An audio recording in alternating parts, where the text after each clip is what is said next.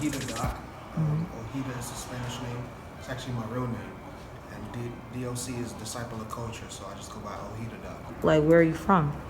So my family's from Jamaica. I'm the first generation American. I was born in Brooklyn. Moved to Atlanta when I was about 15, 14. Been down here ever since, really. I moved back to New York for a little bit, moved different places, Florida, but really Atlanta is like home. Okay, so how is the culture like different from? Different for me because coming from New York, everything is fast paced, everything is quick. To a slower down, more calm pace, you know what I mean? It was just kind of adjustment, but I got used to it. So what got you into music? Well, I've always been into music. I've been writing music since I was a kid. I wrote my first song when I was like 9. Wow. Just little kid stuff, you know, at first, because I was like really heavy into R&B. My pops was really into a lot of music. Like, rest in peace to my pop. He was into music a lot. He was into a lot of reggae music himself, stuff like that, you know. So it was just something instilled in me. He actually grew up when he was growing up. You know, he used to play soccer with Bob Marley and stuff like that. So when he told me those stories and I got older, it's kind of like it was dope. But he's always had the music bug. He never did it, but he was just into it. Me, it's just something I just always loved. So where can people find your music? So right now I have my single on all platforms. You go to Apple Music, iTunes, Spotify, YouTube, everywhere. It's called Kiss and Caress.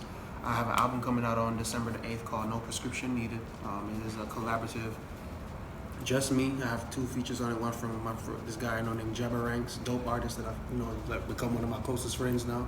So what was one of the most things you had to struggle with being an artist? Ooh, it's a lot of stuff we struggle with. I'd have to say just finding time to mix work, family, support. I'll be honest with you, you know, in the beginnings, like, support is really kind of hard. It's a difficult part to get. Not everybody really fully believes in your dream, but you, till you kind of let people see the dream. But I'd say just to keeping, you know, the people closest to you, getting them to believe. I think that's probably one of the hardest things. Like, do my reggae, it was like, this is it. When you give yourself genuinely to people, I feel like they accept you better or accept you more, and it was just like, nobody's really doing it. I'm not gonna say nobody's doing reggae because there's a lot of reggae artists as well, but it's like the kind of way that I'm doing it is, you know, a blend. It's literally an American and Jamaican blend type thing, like a real genuine Jamaican type feel where I want my reggae culture to be there, but I want you to hear my lyrics as well. It's about how I spit, how I come off. Like, I really take a lot of that from growing up in New York. Like, bars really kind of like make people pay attention, and it's like, you know, getting the real yard to it, yard man vibes. And what motivates you to keep going? The passion for it. I've had a passion for this since I was little, so the love of it, to see it actually progressing is like keeping me going. You know, the love of my kids, they literally love everything that I do, all my music. My son is like, when is this coming out? When is that coming out? You gotta drop this too. And them, you know, my Empress, like, those are the main core people that really keep me pushing. You know, my team, because like it's about the real music to us, like putting on an actual good, genuine music, genuine concerts, or, you know what I'm saying, giving a good feel. Cause And what's your end goal when it comes to music? I want a Grammy.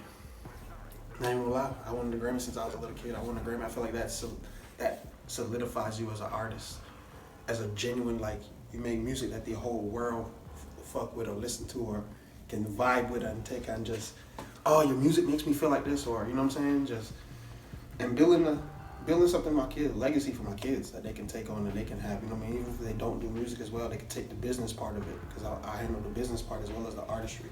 A lot of people don't do that, a lot of people don't know the business. I have my own management company called ReMENber Group. I started back in 2014. So what happened is I have a reggae group I manage called African Cartel. Wow. We know in New York a little bit. They're a reggae group. They were definitely doing a lot of stuff, a lot of shows. It was big.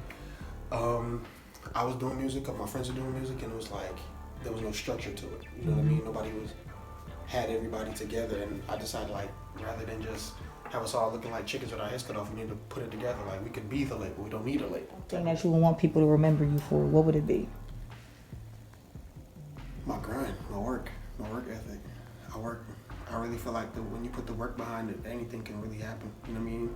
I learned at a young age that you can't cheat the work. You can't cheat. What is your most funniest moment in the music industry? Oh man.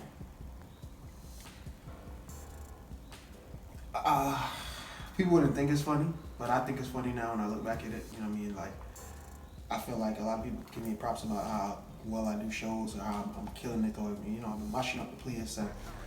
My first performance, like I literally forgot my first ever performance by myself. 2012, it was at an event, and I did a song with my cousin, and it was like our little R&B song, and I literally was on stage and so hyped and, you know, bigging up myself and shouting myself out, and then like getting on the mic and forgetting the words. Can you cook? Yeah. So what's your favorite thing to cook? Brown stew shrimp. Need some of that. Brown stew shrimp, yeah. I brown stew everything if you ask my kids and my girl. They tell you, yeah, he'll brown stew everything if you give him a chance. Brown stew, rice, some veggies, depending, corn, broccoli, whatever you feel like, and you know, it's my basic dish. What's one unusual fact about you? I was pronounced dead twice. What? How? Why? So I was 13, and I was in a coma. Happened when I was 12 and it happened again when I was 13. So I had pneumonia and my lung collapsed. I fell into a coma. And literally at one point I was in a coma for a month. So I remember going to sleep on September the 20th. Was it the 28th? I think if I remember exactly, because I remember waking up on Halloween night. And then you talked about your father passing. Like, how did that affect you? So that's really like fresh. My father passed away this year in March. Wow, sorry to hear that. Yeah, he passed away of a heart attack, honestly. Yeah, it was different. It was really wild, literally when COVID first hit. So I work in the teachers union actually. I work for AFT, doing a lot of nonprofit stuff. So I was at work, and literally the 12th was the last day I went to work of March, and you know, my dad talked to me. I talked to him the Sunday before, and he was talking about sports, regular things, and it's like a couple of days later, my mom was just calling me like, you know, hey, dad's in the hospital. He fell in the bathroom in the shower, and you know, everything just happened so fast. It feels like, then it felt like forever. Like honestly, those 2 weeks felt like forever. Him in the hospital, just everything. But now when I think about it, everything happened just so fast. It was just like, you know, like him and my mom, they've been together for 43 years. They were married for 40. So you know what I'm saying? That's a long time to be with somebody. And like it's just an adjustment. You know what I mean? I felt like I took a lot of the mantle of the household. I'm almost the second to the last of 8. So it was like, I had to be the strongest. Everybody's taking it really hard, you know what I mean? Even to this moment, my family, my friends will tell you that I still haven't really fully grieved yet. But I felt like it kind of gave me an extra push to go even harder with the music, because it's like my mom needs me even more than ever, and making it in the music would definitely give her that pride she always has in me, because she always brags about me for the stuff I do, from work, just my work ethic, from school to anything I can make sure she's good, because her head of her household ain't here no more.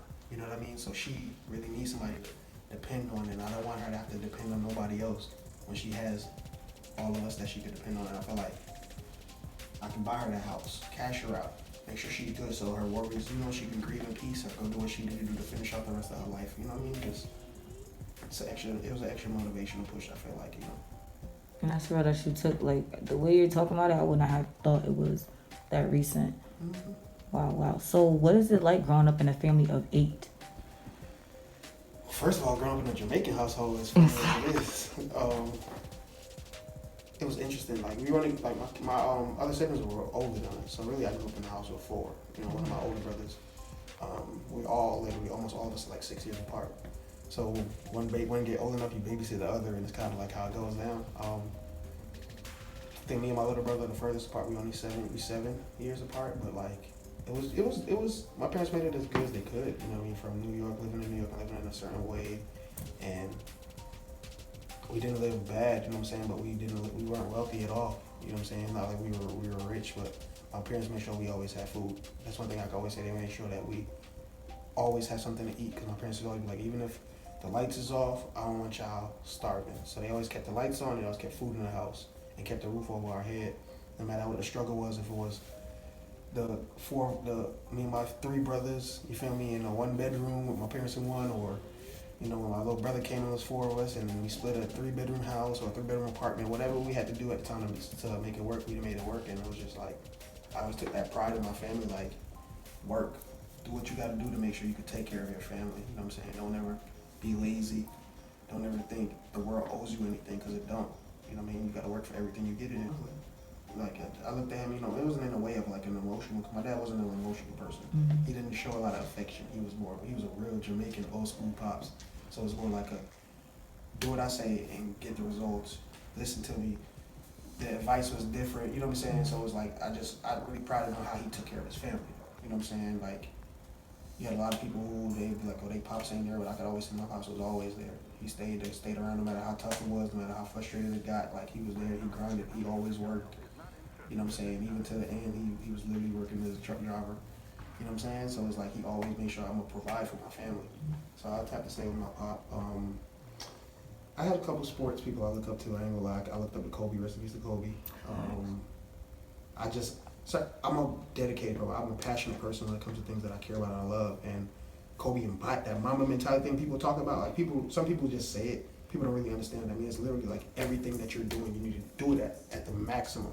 Even when you're tired, you're doing it at 1,000%. And you know what I mean? I remember I had the privilege of meeting Kobe when I was younger too, so it was definitely interesting. Wow, how did that happen? I was working at the Georgia Dome. My second job, I was 18, and I was doing concessions. You know, it was before our Falcons game, and I'm walking through because I'm frustrated, I'm tired, I'm ready to, and I'm walking by, and I bump into this guy. He's super tall. I'm like, yo, watch where you going, dude? And I was like, oh my bad. I was like, yo, you look just like Kobe Bryant. And he starts laughing, and I was like, oh shit, you are Kobe Bryant. Like, he was, and like, I've met celebrities, because living in Atlanta, you see a lot of celebrities, and like, it was the humility behind it. Like, you're Kobe fucking Bryant. You know what I'm saying? And you know that, and it's like, you still took the time for a kid to be like, yo, I ain't getting no autograph, I ain't want to take no picture, nothing. He shook my hand, he was just laughing at me, he talked to me for a second. It was just like, it's a different feeling, because it was like, I was like, my bad, I didn't know it was you. And he was like, you good, man, you good. He was just, and it wasn't even the words he said, it was just the energy he gave off. Like, you could tell I'm not a dick. I don't, just because I got money don't mean I feel like I'm better than you. I know this moment in your life is, you know what I'm saying? It's kind of like he knew that, like, this moment in life, something's going to be a staple in you. And you feel me? I want it to be something you remember as a good staple in your life rather than a negative one. Because you meet celebrities and they be dickheads all the time. Literally. What's your biggest pet peeve? Unappreciation. People who just don't appreciate when, that shit is the worst. Unappreciation and attitude. It's like, don't bring down anybody else's day just because you having a bad day.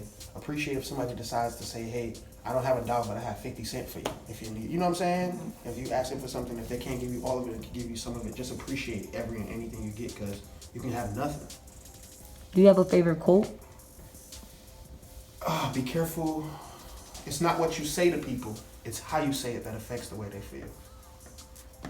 Deep. That's really, really deep. Oh, and you also mentioned that your parents were married for 40 years.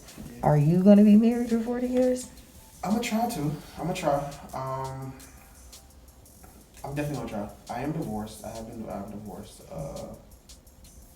Just didn't work. You know what I mean? It wasn't anything malicious or anything. It's just when you grow apart from somebody, you know what I'm saying? And to this day, she says, like, when we were getting divorced, she was like, it's not that this is something that hurts you, but I feel like you have the best things for your life coming ahead of you.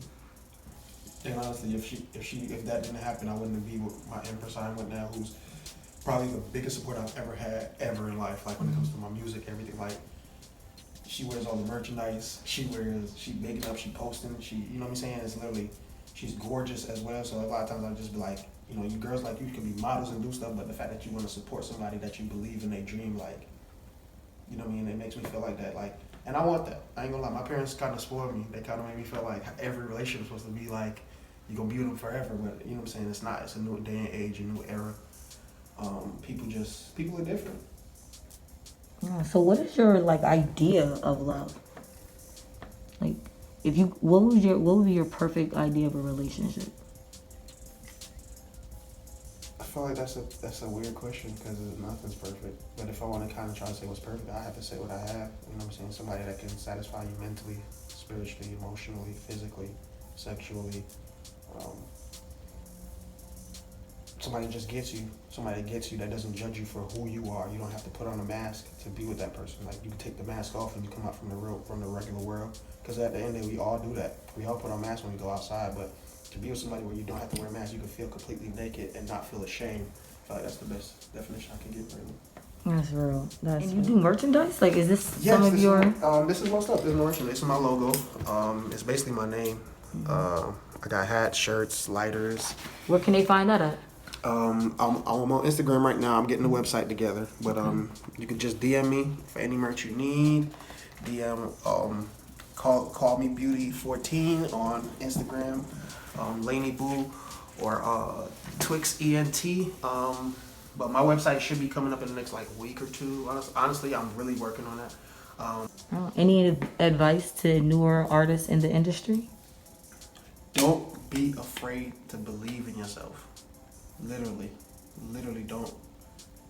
don't take that BS other people may give you because they don't have that courage to do what they dream. Keep pushing, keep grinding.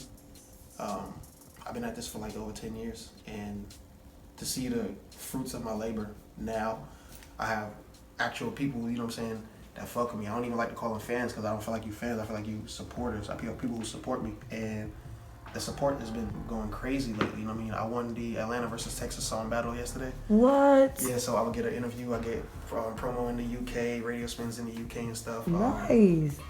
Yeah, so I get that. Where can we find, like, is there footage of that? Or? Yeah, it's on IG. Okay. That's let me see. Let me pull up her IG. I'm gonna big her up too, cause she definitely fuck with the SMEMIMZYUK on Instagram.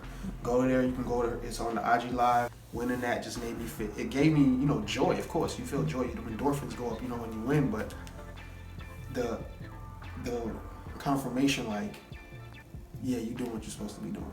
Nice. You know what I mean? You doing what your destiny feels like God blessed you to do. You actually doing it, and because I'm so passionate about it, it just makes it that much better. Like, I want to win more. You know what I mean? Are you religious or spiritual? I'm very spiritual. Religious. Not so to speak. I'm not gonna say it. Grew up in a Christian home. My family, Christian. My dad was Rasta. My mom was Christian, so it was different. I got a little balance in my house. Mm-hmm. I'm a Rastafarian. I'm not going, but cool. I'm more like, I believe in just love, genuine loving people and giving love back. You know what I'm saying? I don't think telling you who to worship is gonna make you get best things in life. Whatever keeps you from killing people, whatever keeps you from not robbing nobody, whatever keeps you being the best person you are, that's what you believe in. You know what I'm saying? It's not my job to say what you believe in or who you pray to is foolish. That's not it. Whatever makes you get up every day and be an active member of society, that's what you do. That's what's up. Well, thank you so much for allowing this interview, and like, you're a dope individual. Appreciate you.